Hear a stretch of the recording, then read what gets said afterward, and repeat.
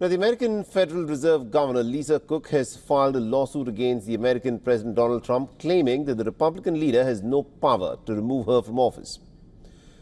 Now, Cook's lawsuit has said that Trump violated a federal law allowing the president to remove a Fed governor only for causes when he took the unprecedented step on the 25th of August of announcing that he would fire her.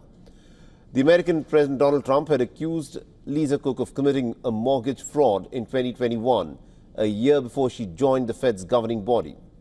Now, Cook was appointed to the Fed in 2022 by the former President Joe Biden and is the first black woman to serve on the central bank's governing body.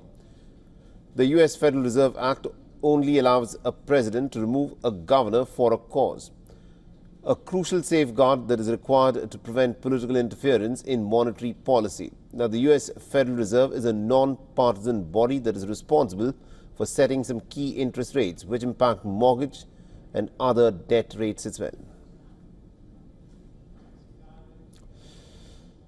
All right, now to give us more details on this story, we're joined by our correspondent Susan Tehrani, who's joining us live from New York. Susan, tell us about this entire controversy and on what grounds is Lisa Cook now filing a suit against the president, where she says that he simply has no grounds to remove her from office? Yeah, that's an excellent question. So Lisa Cook says that what she's being accused of happened prior to her time with the Federal Reserve. By the way, she's not only suing Donald Trump, she's suing the Board of Governors at the Federal Reserve, Jerome Powell himself as well. And she says these allegations predate her time at the Federal Reserve and have nothing to do with her time at the Federal Reserve. She fails to, however, in her lawsuit anywhere mention whether or not she's guilty of mortgage fraud. She also says that the only way that she can be fired is if there is a cause. And because the case of the mortgage fraud, what President Trump is accusing her of, hasn't been taken to court and she hasn't been convicted, then this is against the law.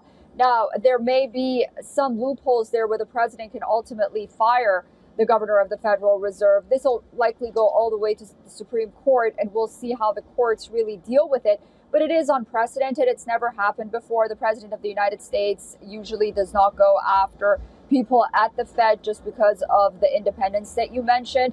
But nonetheless, it's going to be a very interesting battle, considering the fact it's something we haven't seen before, but also just to see the limits of the president and also the independence of the Federal Reserve as well.